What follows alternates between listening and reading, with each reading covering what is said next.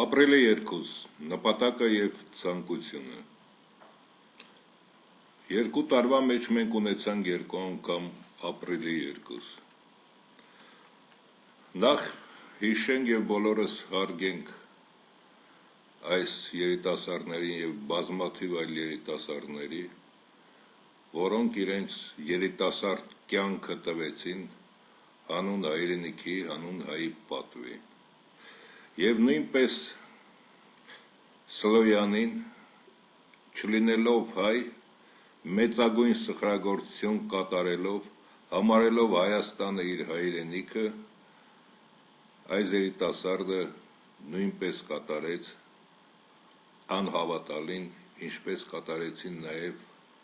մյուս բոլոր երիտասարդները և այն երիտասարդ զինվորականները, որոնք վիրավոր են և ծանր հաշմանդամային իրավիճակի մեջ են գտնվում։ Ի՞նչն էր պատճառը և ինչ է պատճառը, որ Արցախի և Հայաստանի սահմանները շատ թույլ են հսկվում և պաշտպանվում, իսկ Ադրբեջանինը ուժեղ։ Պատճառը, որքան էլ մենք քննադատենք Սերյան Օհանյանին կամ մյուս զինվորականներին, եթե մայր ճիճուն ուտում է խնձորը ներսից, ապա նրանք, եթե նույնիսկ հայրենանվեր քայլ էլ կատարեն, դա ոչնչին չէր օգնի, քանի որ Հայաստանում տերորիստական, Հայաստանում ստալինյան 1937 թվականի օրենքներն է կիրառում Սերժ Սարգսյանը։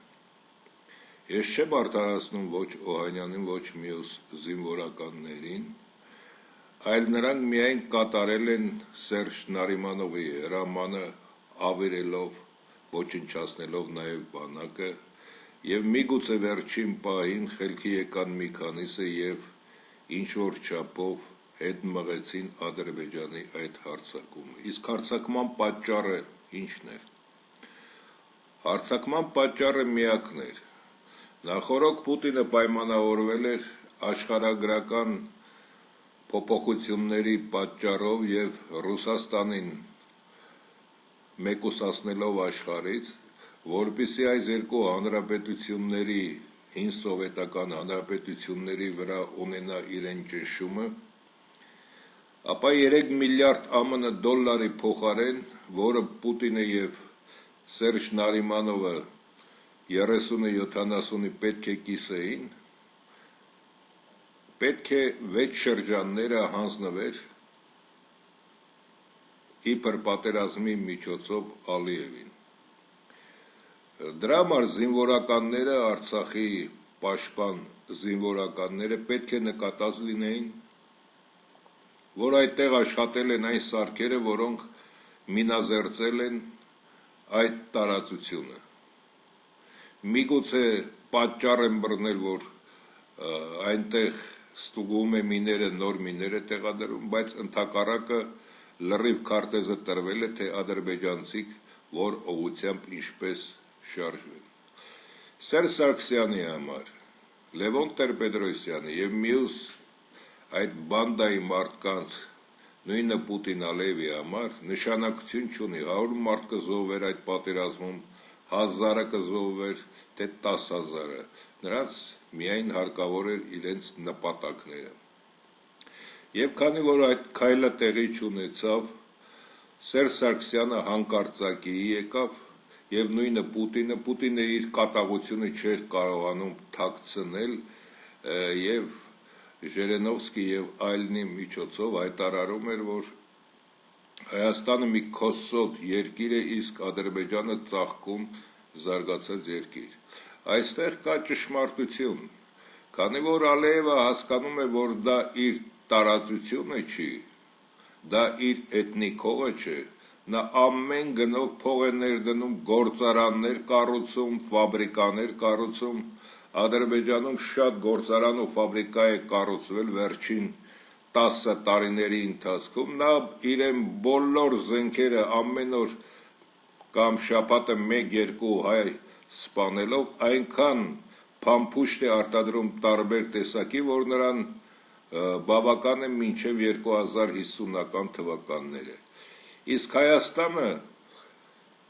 այն ժամանակ, երբ Արցախյան պատերազմն էր տեղի ունենում, Հայաստանի գործարանները արտադրում էին նույնիսկ որսորդական հրացանների համար այնպիսի փամփուշտներ, որոնք նաև պատ էին ծակում։ Այժմ Հայաստանը չի արտադրում ոչինչ, պատճառը ինչն է, քանի որ ոչ միայն Սերժ Սարգսյան, Լևոն Տեր-Պետրոսյան կատարում են Պուտինի հրամանը, այլև Սերժ Սարգսյանը Լևոն Տեր-Պետրոսյանի հովանավորությամբ և միջնորդությամբ կատարում է նաև Իսրայելի պահանջը ավիրել, ոչնչացնել Հայաստանը։ Եթե Հայաստանում որևէ մեկը նշեք մի գործարան, որը ինչ-որ մետաղական սարք իր է արտադրում բանակի համար, ես ներողություն կխնդրեմ, բացի մի քանի մանր-մունր ոչնչություններից։ Իսկ դրա փոխարեն Հայաստանը ուներ ավելի մեծ գործարաններ և Հայաստանի և ինժեներատեխնիկական և բանվորական մակարդակը շատ անգամ բարձր է, ոչ թե տոկոսներով, այլ մի քանի տասնյակ անգամ բարձր է Ադրբեջանի մակարդակից, և Հայաստանում կարտադրվեր այնպիսի սարքեր, միայն ես իմ ընկերների միջոցով 50-ից 65 տարեկան 30 իմ ընկերների միջոցով կարող եմ Հայաստանում այնպիսի սարք ստեղծել, որ ոչ մի զինվոր չկանգնի սահմանին։ Դա ընդամենը 200 միլիոն դոլարի գործարան պետք է լինի և ամեն մի սարքը 5-ից 10 հազար դոլարի արժողությամբ և ամեն մի սահմանին, Արցախի օրինակի համար ամբողջ սահմանին 20 երիտասարդը լրիվ բավական է, որ օպերատորի դիրքում նստեն և այդ սարքերը կատարեն նա, ինչ որ հայ զինվորն է կատարում կանսերվի կռուշկաներով սահմանը պաշտպանելով։ Այդպես չի կատարվում, պարոն Սերժ Սարգսյան, այստեղից երևում է, որ դուք լրտես եք և Հայաստանի քանդիչը։ Նույնը ձեր նախահայրը Լևոն Տեր-Պետրոսյանը և ձեր մեծ եղբայրը Ռոբերտ Քոչարյանը։ Իսկ եթե մենք վերցնենք Ալիևին, ապա Ալիևը նույնիսկ սահմանների այդ պաշտպանական դիրքերը և սահմանների զորքերի իրենց գիշերելու կազարմաները շատ անգամ ավելի բարձր է, քան Հայաստանում բացի էլիտար շենքերից ժողովրդի մնացած ապրելու տները և այլն։ Ինչի մասին է խոսքը։ Եթե մենք խոսում ենք նավթի և Հայաստանի ոսկու մոլեբդենի հանքերի մասին, ապա ժողովրդի աչքերին թոս փչելու փոխարեն խնդրեմ լսեք այս թվերը։ Եթե Ադրբեջանը արտադրում է նավթ, որի գները շատ անգամ իջել է, և գազ, որը արտահանում է, ապա նա այդ ամենի վրա շատ մեծ գումարներ է ծախսում այդ խողովակաշարերը և այդ աշխատանքները կատարելու համար, իսկ նրան ինչ օգուտներ մնում են, Ալիևը դա մեծ մասը ներ է դնում իր երկրի արդյունաբերության համար, քանի որ նա հայրենիք չունի, նա կառուցում է հայրենիք Հայաստանի տարածությունում, իսկ Սերժ Սարգսյան ինչ գործարան է կառուցել բացի ավիրելը մինչ օրս, ոչ մի գործարան, ոչ մի աշխատատեղ, զուգարանի թուղթ կամ ջերմուկ արտադրելը դա չի նշանակում, որ Հայաստանը պետք է ծաղկի, կամ կամպոտներ կամ մուրաբաներ արտադրելը, Հայաստանը ուներ հզոր, տեխնիկական և գիտական առաջընթաց, այդ երեք նախագահները, ցրիկաները, որոնք լրտեսներ եք հանդիսանում, այդ ամենը ավիրեցիք, դա էր մեր հիմնական պաշտպանը, դա էր մեր հիմնական բարեկամը, եթե ունես հզոր արդյունաբերություն, դա է միակ քո բարեկամը, աշխարհում չկա հիմնական բարեկամ և թշնամի, կա միայն հիմնական շահ, և շահից ելնելով Ռուսաստանը այսօր կարող է քեզ ընկել լինել, վաղը նույնիսկ Թուրքիան կարող է քեզ ընկել լինել։ Եվ այս լրտեսները պետք է հեռանան Հայաստանի գահից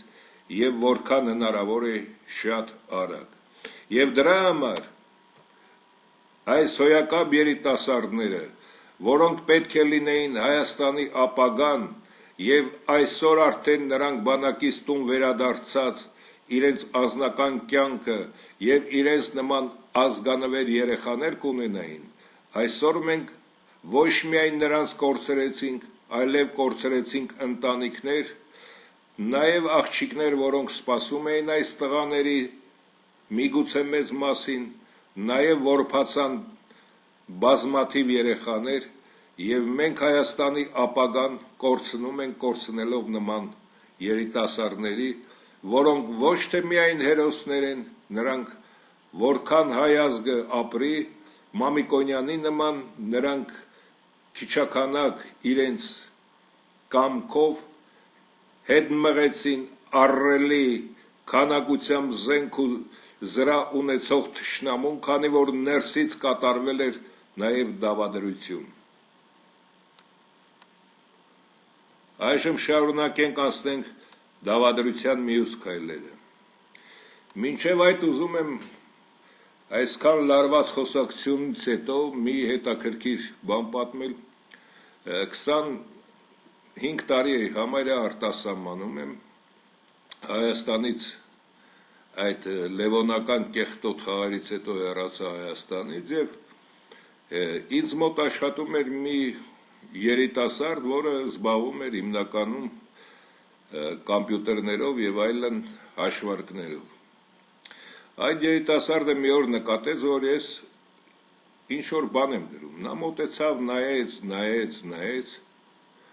ասեց, «Էս ինչ գեղեցիկ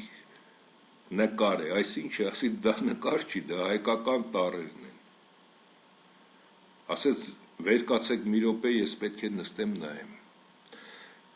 Մի խոսքով երկար բարակ չպատմեմ, այդ երիտասարդը այժմ պատկառելի արդեն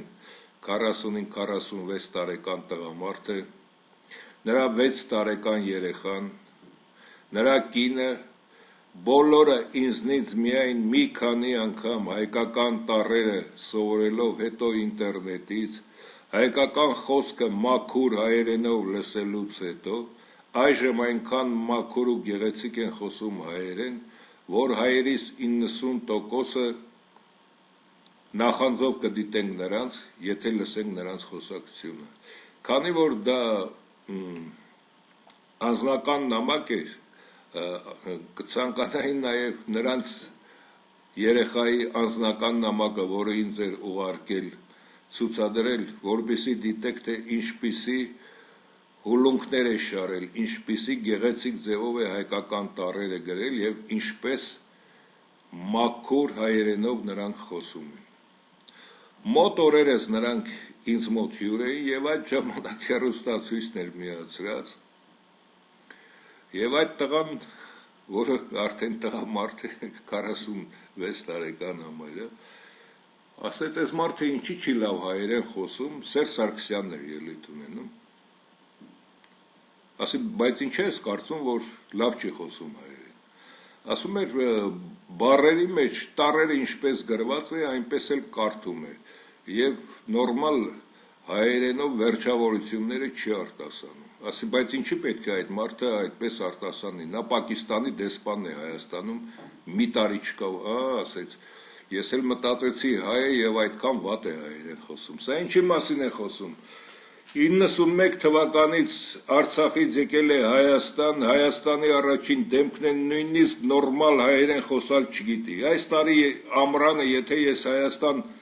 կամ այդ մարդկանց կբերեմ եւ կցանկանամ, որ որևէ մի հեռուստատեսություն օտարազգիներին նկարահանի, թե ինչպես վարժև մաքուր հայերենով են խոսում, իսկ այս մարդը նույնիսկ գրագիտություն չգիտի, դիպլոմները գնել է, ինչպես կարող է այս անգրագետ ոչնչությունը լինել Հայաստանի ղեկավար։ Եվ այդ մարդիկ, օտարազգիները, ինչ ասեն ինձ, որ լավ լինի, որոնք գիտեն 7-8 լեզու եւ իրենց աղջիկ երեխան, որը արդեն նույնիսկ փոքրիկ երեխա ունի, 3 տարեկան, նրանց թոռնիկը նույնպես հայերեն գեղեցիկ խոսում է, ասեցին, սա աստվածների լեզուն է։ Բոլոր լեզուների մեջ կա թերություններ, իսկ հայկական լեզվի մեջ չկա թերություն եւ չկա այնպիսի մի հնչյուն եւ չկա այնպիսի մի կապակցություն, որը լինի տգեղ կամ լինի ոչ դյուրին։ Աստվածների լեզուն օտարազգիները սովորում են, իսկ այս ոչխարը նույնիսկ հայերեն խոսալ չգիտի, ինչի մասին է խոսքը, ինչ ենք մենք կառուցում։ Այժմ անցնենք եկեղեցականներին բանակում։ Նայեք այս սրիկային, որը գիշերները պոռնկությամբ է զբաղվում եւ բոլոր սրա կարգի հոգեվորականները 16-18 տարեկան մինչև 20 տարեկան երեխային ձեռքը դրել է գլխին, սովորեցնում է, որ կեղծ կրոնը, որը դա Անանյա Շիրակացին եւ մյուս հայ ոչ մի գիտնական դա չի ընդունել, այս երեխաներին ստիպողական նաեւ կրոն են ընդունել տալիս։ Եթե մենք հաշվենք կրոնավորների քանակը, նաեւ այդ երիտասարդ կրոնավորների, որոնք բանակից եւ պատասխանատվությունից ազգի արժեքներից խուսափելու համար մտել են կեղծ այդ հոմոսեքսուալիստական հոգեվոր այդ դպրոցը, ինչ են նրանք տալու։ Եթե մենք կորցնում ենք հայ ազգի այն սերուցքը, որոնք այս տղաներն են, որոնք այն տղաներն էին, որոնք Արցախյան պատերազմում մահացան։ Եվ ինչ ենք մենք սովորեցնում։ Մահացած մարդուն դարձնում ենք Աստված, եթե մենք ունենք աստվածներ, Գարեգին Նժդե, Հովանես Թումանյան, նույնիսկ նաև այս մարդը Անանյա Շիրակացին, ինչու ենք մենք վերցնում օտարի եւ կեղծ կրոնը։ Դա հորինվածք է եւ դրա համար Հայաստանում բացի գործարաններ, բացի ֆաբրիկաներ, բացի ժողովրդին կողոպտելը, նաև այս սրիկաներն են կողոպտում, իսկ երեկոները պոռնկությամբ զբաղվում միայն։ Ում են նրանք հարկավոր։ Թող լինեին ամեն քաղաքում 1-2 եկեղեցի, դա լրիվ բավական էր, եւ մի քանի հոմոսեքսուալիստ, դա լրիվ բավական էր։ Ինչ օգուտ են նրանք տալիս բանակին, կամ ինչ օգուտ են տալիս ազգին, բացի ազգին կողոպտելը։ Որ մի հարցով հայ ազգի կողքին կանգնեցին այս սրիկաները, ոչ մի հարցով։ Այժմ դիտարկենք Արայիկ Խանդոյանի դեպքը։ Արայիկ Խանդոյանը վերջերս դատարանում մի քիչ ջղաձգված զրույցներ կատարեց ընտրություններից հետո եւ նրա պատիժը խստացրեցին։ Այդ պատժի խստացման համար Սերժ Սարգսյանը դատավորի կնոջը 20 միլիոն դրամ է նվեր տալիս, կամ որը հավասար է 45,000 ԱՄՆ դոլար։ 45,000 հայ երեխա օրը սոված քնում է եւ $1 նրանք կգնեին մի քանի հատ սոված եւ տկլոր չէին քնի, իսկ հերոս հային, որ Արայիկի մայրը 4 տղա է տվել Հայաստանի սահմանները պաշտպանելու, այս հերոս տղային պայմանները խստացնելու համար դատավորին Սերժ Սարգսյանը դատավորի կնոջը նվիրում է 45,000 ԱՄՆ դոլարին մոտ գումար։ Ինչի մասին է խոսքը։ Ինչի՞ չեք հասկանում, որ այստեղ ոչ միայն միապետություն, ոչ միայն բռնապետություն է։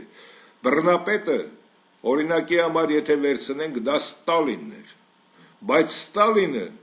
Բերիայի օգնությամբ սովետական միությունը ոչ միայն պատերազմը հաղթեց, այլև դրանից հետո շատ արագ ձևով զարգանում էր սովետական միությունը, իսկ միապետ Սերժ Նարիմանովը Հայաստանը լրիվ քանդել ավերել անապատ է դարձրել։ Եթե Հայաստանի տները Աստված չանի, ես աստվածավախ չեմ, բայց այդ բառը օգտագործեցի պատահաբար, եթե հանկարծ երկրաշարժ լինի, բացի մի քանի տներից Հայաստանի բոլոր տները հողին կհավասարվեն։ Ինչի մասին է խոսքը։ Ոչ միայն մարդիկ հագնելիք չունեն, այլև նրանց տներն են արդեն ժամանակն անցել։ Մի քանի տարի հետո ինչ է գետնափոր տներում պետք է մարդիկ ապրեն։ Սա վերջն է, բայց պետք է լինի նրանց վերջը, քանի որ ազգը չի կարող ներել այս ամենը, ինչը կատարվում է։ Եվ դրա համար Հայաստանի հայերը դրանք մեղք չունեն, եւ մեկ մեղադրի Հայաստանի հայերին, որտեղ մնացել են միայն ուսանող երիտասարդներ, փոքրահասակներ, խեղճ ու կրակ մարդիկ եւ ծերերը նրանց մեկ մեղադրի, քանի որ այս տերորիստական լրտեսական համակարգը այս երեքի նրանք այնպես են ճնշել մարդկանց, որ մարդիկ նույնիսկ շնչելուց են վախենում։ Սա մի սարսափելի երևույթ է եւ հասկանալի է, որ Հայաստանում կատարվում է տերոր։ Դրա համար արտասահմանում գտնվող հայերս Հայաստանի դեսպանատները պետք է ամբողջությամբ առավոտից մինչև գիշեր այնտեղ կանգնենք եւ ասենք, որ այդ պետությունը սրիկայություն է, Սերժ Սարգսյանը ոչ լեգիտիմ եւ բռնապետ է, ոչ թե նախագահ է, ընտրությունները կեղծված են եւ այլն, եւ թույլ չտալ սրանց բարեկամ մոտիկներին, որը արտասահմանում կերևա անմիջապես նստեցնել ինքնաթիռ եւ ուղարկել հետ Հայաստան, սրանք իրավունք չունեն արտասահման մեկնելու, ոչ իրենք, ոչ իրենց ընտանիքները։ Այդ ձևով նրանք կհասկանան, որ իրենք աշխարհում տեղ չունեն եւ իրենք ինքնակամ կհեռանան։ Եթե արտասահմանի 8 միլիոն հայերս դա չանենք, ապա Հայաստանում մնացած 1.5-2 միլիոն հայերին եւ մեր հայրենիքը մենք կկորցնենք։ Միակ ճանապարհը այս է։